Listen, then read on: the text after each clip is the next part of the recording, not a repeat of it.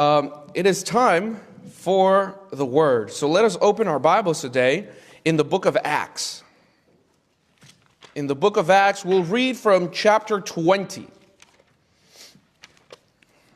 The book of Acts is filled with special little snippets of Paul's ministry throughout his time. And it's about the early church, the apostolic church, but it ends up being about Paul's ministry because he was one of the most active and the author of the book of Acts, which is his doctor Luke, who also wrote the Gospel of Luke. He was writing with him. So of course he's going to write more about Paul than he does about the other apostles. And in this journey that Paul has, he ministers in a town called Troas. And there we find, in verse 7, that they got together after the Sabbath and were having a meal as a farewell celebration for Paul. And I don't relate with Paul a lot, but in this I do relate. I'm in Acts chapter 20, verse 7. The last part of the verse says that he started to preach. And much like I do sometimes, I go long. Evelyn has told me that, and thankfully now we have the clock back there to keep me accountable so I don't go too long. But Paul did not have that. So the Bible says that he started preaching and he went until, are you reading there with me? Midnight. Until midnight. Oh dear, can you believe that? A regular farewell address turned into a church service, turned into a vigil. And there were many lamps in the upper rooms where they were gathered, so they're still listening to it. But in verse 9, we get introduced, I would say, to the protagonist of today's message. And you have to help me with this name. How do you read this name? The window sat a certain young man called what? Eutychus. Eutychus? Is that the correct? Okay. See, these names, come on. Eutychus. Okay, there we go. Eutychus. Have you guys heard the story of Eutychus before? Yes? All right, so you should be very familiar with this idea, and that's why in today's message, I put the little flyer on Facebook is warning, right? Don't lean out, right? Many of you have seen those warning signs you see, on the street, but then we always have these funny memes and YouTube videos of people going over railings and warning signs and having, I want to say, hilarious fails, right? When was the last time you did something, let's just say it's stupid? Do you remember the last time you made a mistake that was completely avoidable? Can you think of it? Bring it up in your mind. If you struggle with that, I don't know what that says about you. But I'd be worried. I'd be worried if we can't easily recognize when we've made a mistake, an avoidable mistake. Because let me tell you, I might be young, but I've recognized, and God's been good. He's given me a great wife and mentors that have shown me how I make stupid mistakes all the time, very often, because I'm stubborn and I'm very impulsive, and so I dash in before I think, wait a second, what are the potential blind spots that I have? What are some things that I am missing? When we do those mistakes, what would be the best possible outcome in those instances if not to learn from our mistakes, right? So think back to the last time you made a dumb mistake and think, what are some actionable takeaways that I have from that mistake? Maybe I shouldn't be doing this. Maybe I should listen to my wife or to my husband or to my mother or even to my children, or I don't know who you should listen to next time because of what you learned from the last time that you did something wrong, right? What could have been done differently? And I think this process of reflection is very important because we all make mistakes, right?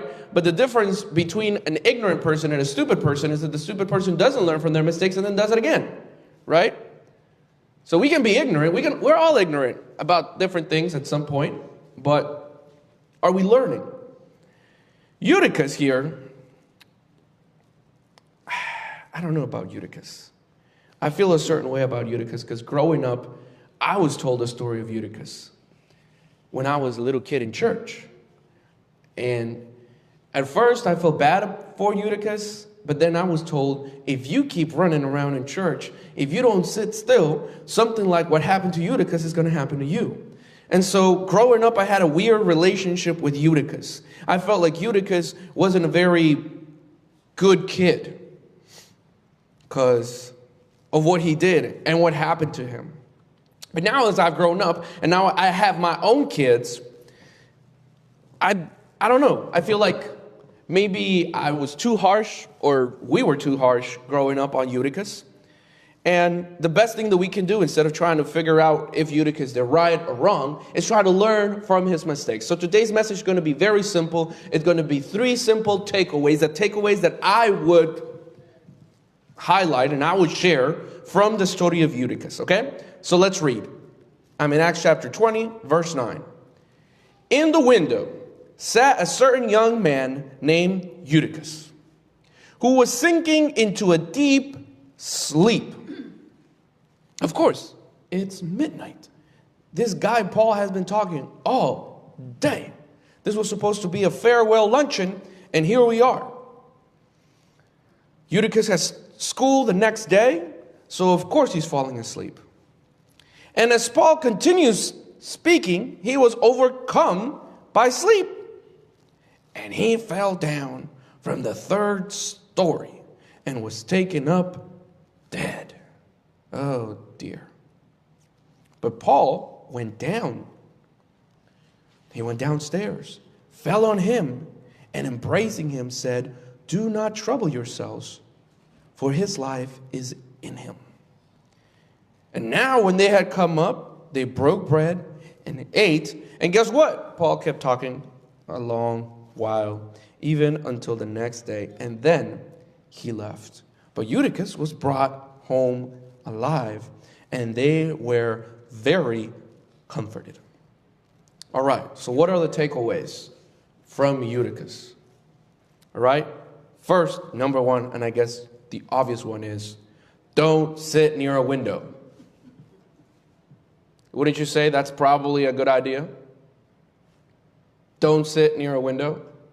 Why not sit near a window? Why do you think that's an actionable takeaway?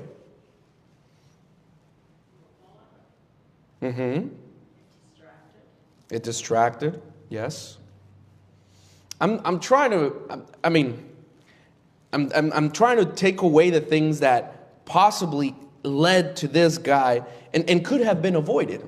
I can only imagine how the setting was, right? And I picture a church like this, but let's imagine it's in the 3rd story, and that's the window, right?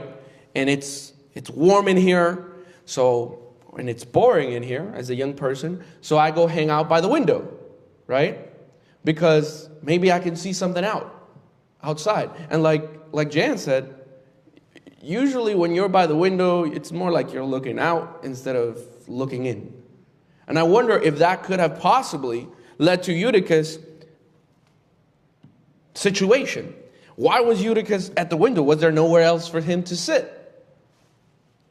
I don't know. But definitely the warning against the window is be careful of where your focus is. Because if your focus is inside, you shouldn't be, walking towards the door. My mom always used to tell me, whenever you go to church, don't ever sit in the back. Because you can't pay attention in the back. That's what she said. I don't know. I guess it depends. But as I think about it, at least in the story of Eutychus, I'm like, why was he sitting in the window? I also think, and especially because of what my mom said, is there a special blessing when you're closer to the altar, what they call, when you're closer up front? I mean, today we have microphones, we have speakers, we have everything. Do we really need to be that close? But then I think of the story of the paralytic man who had his 4 friends bring him, right? And the house is full, Peter's house is full, And so what do the four men do in order to get Jesus to perform the miracle?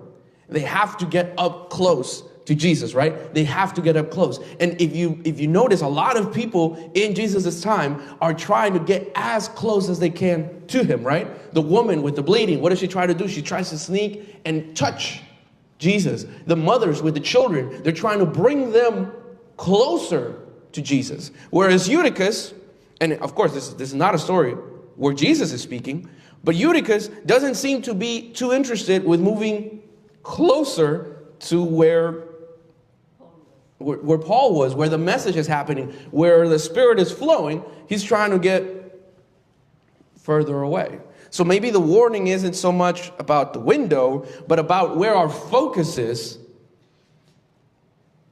and which direction we are heading. Are we heading away? Are we heading out? Are we looking out? Because I know for a fact I'm a very distracted person. I don't know that I have, what's the attention deficit disorder, right? I don't know that I have that, but I will go squirrel. I will get distracted.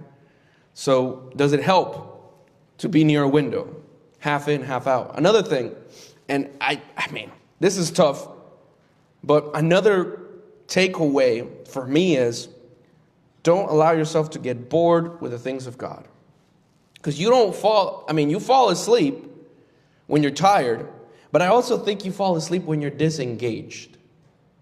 Have you ever been in some place, some meeting, maybe even a church, and you see people dozing off, right? Sometimes it's the pastor's fault. Sometimes it's my fault, right? I didn't go to bed on time. I don't know. I'm not engaged. My mom, even as a little kid, she would always bring something to church with me. And she would be like, I need you to be engaged with the story. So I'll bring you either like Bible coloring books, so you're coloring. As I grew up, she created this little tally system in which she would ask us to be paying attention to what the preacher was saying. And so she would write a list of words that maybe the preacher was speaking about, and then we had to be listening and tallying every time the pastor said, I don't know, the word Bible or the word God, or the story was about Paul, every time the word Paul came up, and stuff like that, or, just some way of keeping us engaged. And if it was my dad speaking, then at the end we would come out and would give him the report, and we would say, Dad, you said this wrong here. You spoke too much about yourself and not enough about the story, or whatever, right? And I remember it kept me engaged. On the days that I didn't, or when I got too old to be doing that, we weren't allowed to have phones, but we were definitely allowed to wonder in our minds. And I'd be off, in La La Land somewhere. I'm not saying, and I'm not trying to condemn Eutychus for what he did or saying he's to blame, but I wonder if there are things that we can do to stay engaged and to not fall out of love with God. And I do mean to spiritualize the story, because it's not here just as another anecdote, but rather as a lesson, I feel, for what could happen to any of us. Any of us could be Eutychus. If we're not close enough to where the action is, doesn't it make sense that we're walking away, that we're disengaged, that we're looking someplace else? Because there are a lot of interesting things. If you're looking out anywhere else, there are a lot of interesting things. I'm going to say it. Being a Christian isn't exactly engaging. All right? And a lot of you have been Christians a lot longer than I have been alive. And you have seen people come and you have seen people go. You've seen good preachers, and you see preachers where you could sleep on an anthill. You've seen the best, you've seen the worst. Probably, I don't know. But I think it's fair to say that the world has a lot more interesting things. There's a lot, I can think of a dozen things that I could be doing right now instead of being here. Couldn't you? And for some of us who have been growing up in church all our lives, that might be a little bit more difficult to imagine. But there is. Let's not kid ourselves. Choosing God over other things is hard. And unless we make that active decision constantly, we'll eventually turn on the autopilot. We are there, but we aren't all there, right? Judy was a teacher, and I imagine others of you at some point engaged younger people. And you can see them, but they're not there, right, Judy? Sometimes they're there physically, but they're not there mentally, right? And then you try to grab their, right, Tashina? You're like talking to them, and they're like, oh, over there. And I'm like, am I wasting my time here? And sure, you can try to make fun and make it engaging, but at some point it becomes a decision. What am I choosing to allow to compete with God? So for example, you wake up and it's time for your devotion, right? In the morning, prayer and devotion before you do anything else. But you turn on your phone. By the way, I would recommend you turn off your phone at night anyways, but in case you don't, right? You look at your phone before you do your devotion, right? You've just peeked out the window. You've leaned out the window. And then what happens? You see the email that absolutely needs you to respond, or you see some sort of headline, or you see you got some missed call or text message, or you see something interesting, and you're off. You're off. And then now it's harder to come back and be like, put the phone down. Let's open up our devotional. Let's open up the Bible. Let's journal. Let's pray. Why? Because our minds already are engaged in something else. And I'm not saying those things are wrong, but if reading the Bible, if praying, if coming to church isn't as enticing as something else, why would we let these other things compete with? Right? I don't know. And doing, and I'm trying to say this in the right way so we understand it. Doing keeps you engaged in a way that just listening can't. Do you get what I'm trying to say? When you're actively participating, there is a level of engagement that just passive listening does not give you. And I worry about our church, I'm going to say it, sometimes, because I feel, and I could be wrong about this, and I'm saying this as sensibly as I can, in case I'm mistaken, and please do correct me, I sometimes sense that a lot of us are more on the passive listening side than on the active doing, engaging side. I'm not saying that's wrong. Maybe you've trained yourself where you can stay engaged by just passively listening. But if this story tells me anything, is that there's a greater chance that you can't fall asleep, that you can become distracted and attracted by the things outside if you're not actively engaging in what's going on in here. Do you understand what I'm saying? Nod your head if you do. Okay? If we're not actively engaged in the things of God, the things outside are even more enticing than they already are. I just said it. By default, out there is funner than in here. That's not a word. More fun. I'm sorry, Judy. You probably cringed inside when I said that. It's more fun. Not funner. It's more fun. It is. And if we only come in here and passively listen, then those things grow louder. Right? If you want to stay engaged, you got to participate. I don't know. Maybe. Warning. Don't lean out. Right? Don't get close to the window because your attention is going to be half in, half out. On the outskirts of God's presence, we don't get the same miracles that we get when we go in. There's a lot of more interesting things outside, and unless we're actively doing, last week was it? I was listening to this podcast, or this audiobook about church growth. And what the author was saying is the difference in the message that's being preached here in America versus the message that's being preached in other areas of the world where the church is growing is that the message there is a lot more about doing. Like we preach to obey. Here we preach to learn. We are much more educated here than in other parts of the world. That's a fact. And because we are more educated, we tend to want to listen to grow in our education, but not necessarily grow in our obedience.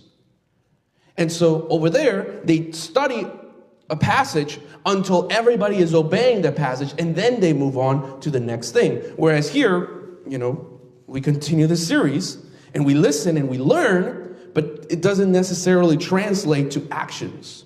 So all I'm saying is, a nice way to not grow bored or fall asleep is to recognize that there's things out that we have to block out. We have to put the phone down. We have to refuse to turn on the computer. We have to engage with God. And a good way to do that is by not being passive, but by rather being active. So let's say you fall asleep when you pray. Has that happened to anybody? Right? You wake up and you're going to pray. And so you kneel over your bed. And then you wake up 50 minutes later, drooling over your Bible or whatever. It doesn't make sense.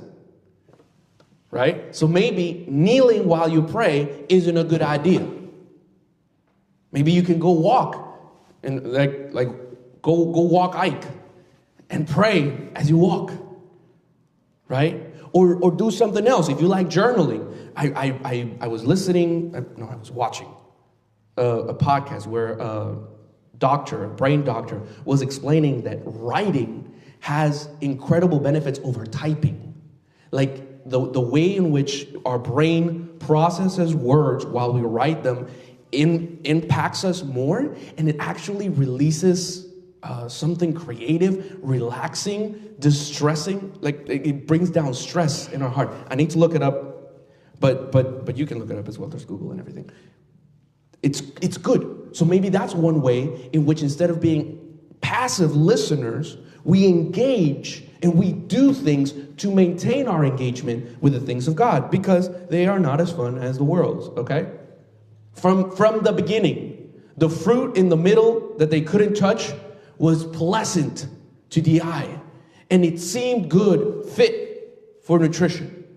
It wasn't an ugly apple, right? I mean, we've seen Snow White. The apple looked shiny, the one that was given to Snow White, right? Because that's always been it. It's got to be engaging, and it's going to be engaging. And if I sit by the window and I look out, and half in, half out, if I'm just listening, of course I'm going to doze off. Of course I'm going to be attracted by the things. And the last thing I want to leave you with, the last takeaway, last actionable lesson is, don't allow yourself to fall asleep unconsciously. And this is the thing. There's a lot of things that I've been learning about that unconsciously or subconsciously happen in our minds. These are things that you're not aware of, really. And I've learned about the difference between awareness and not being aware of stuff recently by holding up a mirror into my attitudes and my behaviors, and the way in which I engage with people from different place within me, especially as a pastor, a desire to save people. I have a Messiah complex. So I want to save people. I want to change people. I want to make people better. And so when I approach them from a place of, I'm okay, you're not okay. And that disparity makes me serve, makes me be a bad minister. And I always thought I was doing the right thing. I was serving God, so I was good. But there was this subconscious need for validation within me. There was this unconscious pride that was driving my service for God and was limiting the things that I could do. In a way, it kind of still is. I'm not going to lie to you. It takes a little bit to uproot it. But thank God that through the mentorship and the work of the pastors at the conference and the trainer, the ministerial team, I've been working on recognizing that, of looking at my blind spot and being like, yo, you need to take care of that, or else you're going to become another conceited preacher or administrator somewhere who thinks they're always right and things have to be their way or the highway. And I wonder, we're all in that boat. You might be a lot older than I am and a lot wiser. I will give you that. But that doesn't mean we still can't have blind spots. And it's in those blind spots that a lot of our faith slowly decays, especially if we've been in church for a long time. That's where it sneaks up on us, because it's called a blind spot. You can't see it.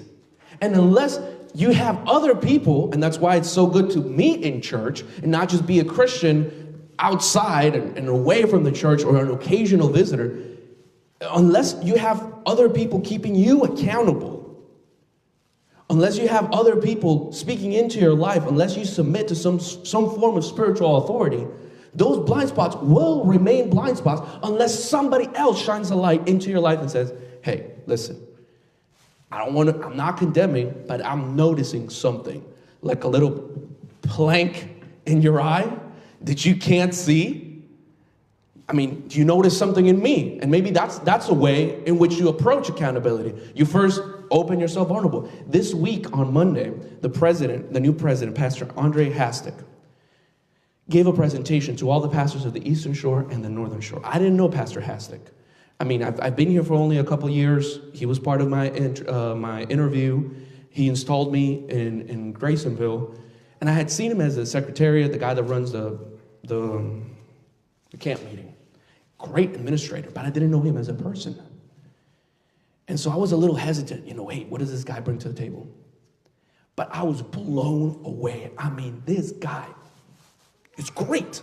He's going to be a great president for us, at least from what I saw on Monday, because he opened up his presentation talking about his own limitations. And that's how you know you have a great leader, somebody that can take accountability, that they're aware of where their limitations are, their blind spots, and how they need feedback. And so that's what he did.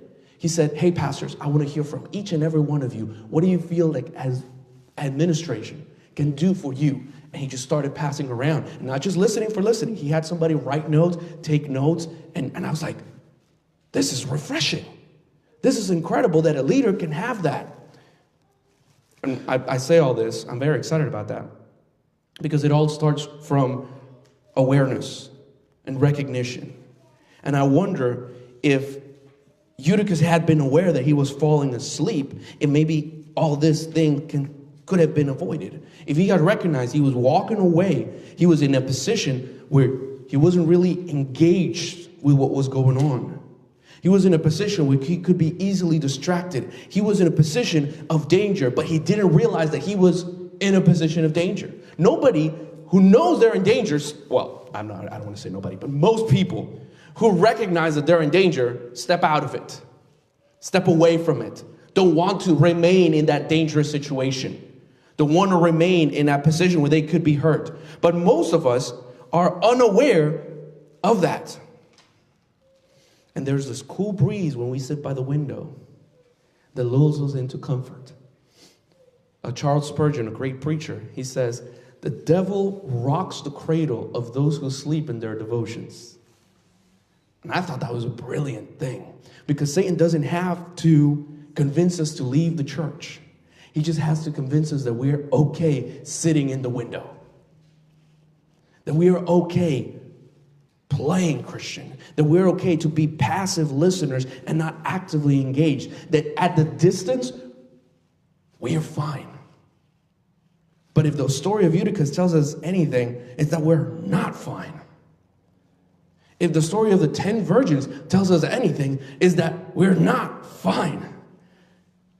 Because unless we are actively doing something to keep engaged, unless we're trying to look for Jesus and not just comfortable with listening too far away, that cool breeze that you get when you sit by the window, it's going to make me comfortable. I've been waiting for Jesus. I'm going to be waiting for Jesus. I'm okay. This is enough. I'm comfortable right here where I am. You guys, go ahead. I'm cool. The next thing you know, poof, you're out. You fell out. And on that day, the Lord says, Lord, Lord, in your name we did this, that, and the other. I was there. I was in the building. He says, whoops, I shut up. you were nowhere to be seen. You can't fall out if you aren't in a dangerous place.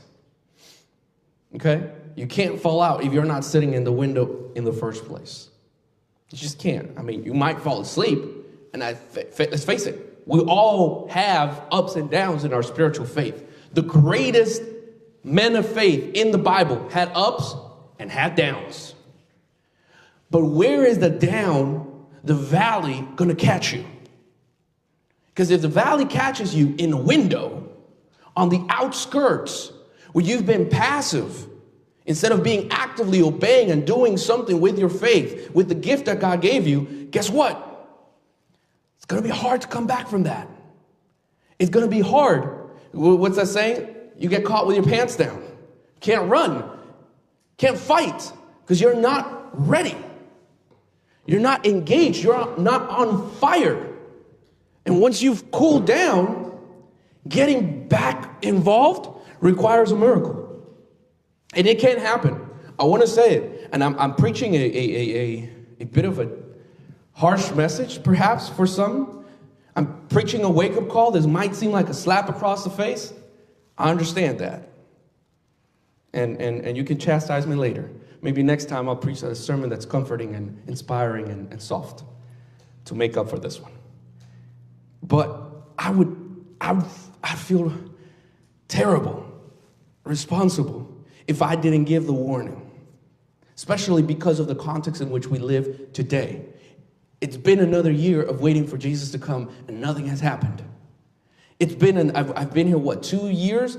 And I mean, still the same of us, maybe less, right? So nothing's really happening at church, right? What are we doing? Where are we going? We're just steady. We're just still. And that's the perfect place where we can fall and slip away. That's the perfect position in which we become vulnerable to Satan's attacks. And then doubt creeps in. And then other things creep in and take the place of God. And then our spiritual walk lingers and trickles down. And then next thing you know, you're caught off guard. You're falling out the window. And then you need triage and CPR to be awakened from the dead. Next thing you know, you're in the valley of dead bones. You're so lean back, you're in the coffin. Right? That's a problem. That's a threat. That's a danger. That's the warning today. That's the warning today. Let's get away from the window. If we're looking out, we're not paying attention to what's within. If we sit on the outskirts, we're not engaged with the miracle that's going within. We're not receiving the same level of blessing.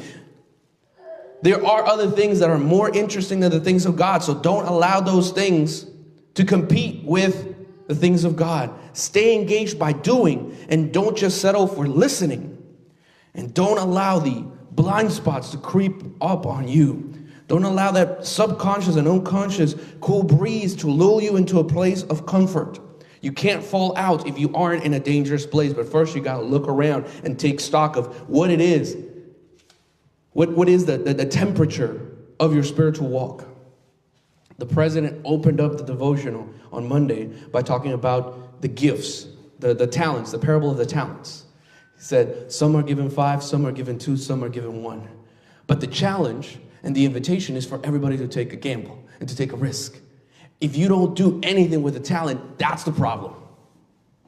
If you're not doing anything, that's the issue. That's the warning sign. That's the trigger that something's wrong. Because you're playing it safe. You're doing the bare minimum, right? The guy that had the 1 talent, he did a good job. He was given a talent. He gave back a talent, right? Wrong. He says, you're a slothful, lazy servant. You didn't take a risk. You didn't do nothing. So now, you're out of here. I mean, when God, think about it. Let's look within. If Jesus were to come today, what would you have to show for your faith? What would you have to show for it? Could he say, I knew you?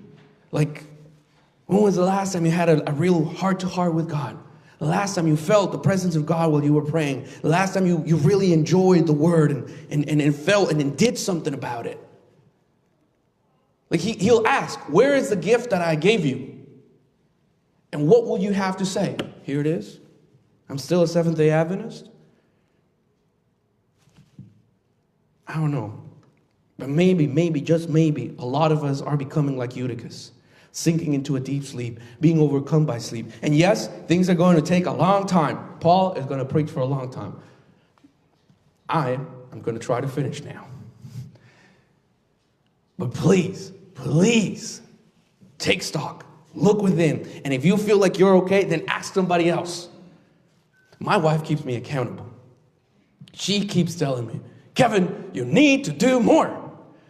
And then I'm like, no, I'm fine. I got all these things going on. I'm got limited bandwidth. I'm doing what I can. She's like, no. She tells me, it's annoying, but praise God for her, right? Because some other people have more perspective about you than you have for yourself, right? You look in the mirror and you're like, hey, good looking, right? You're not going to tell yourself where you're wrong. So maybe have an accountability partner. Maybe ask somebody else, hey, what are the things that you see me that maybe I could be doing for God? What do you feel like I could be growing? What's your honest opinion? And find somebody who you trust, okay? Don't just find anybody, all right? Because they could hurt your feelings or they could just pat you on the back. But please, remember, the enemy doesn't need to drag us out of the church for us to lose our fire for God. He just needs us to cool down. He just needs us to feel comfortable. He just needs us to feel rested. And we're at war. You snooze, you lose. So awake. Don't let yourself walk away from the Bible. Don't let yourself walk away from obeying God's word daily. Because at that point, Satan doesn't have to do anything. Gravity will take care of the rest. The moment you're by the window, the moment you're comfortable, the moment you're steady, gravity will take care of the rest.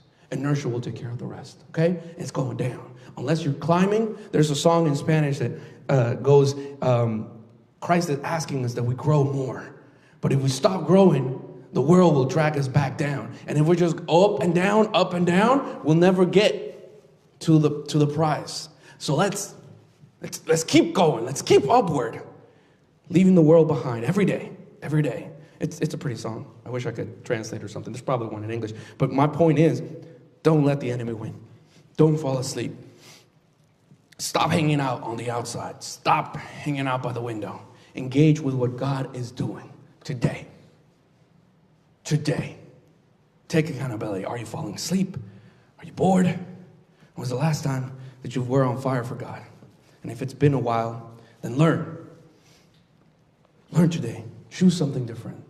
Commit to God. Say, Lord, I don't want to keep hiding my talent. I want to do something. Help me dig this out. Show me where you want me to be. Show me where I can be on fire for you. Do you want that? Do you want to be on fire for Jesus today?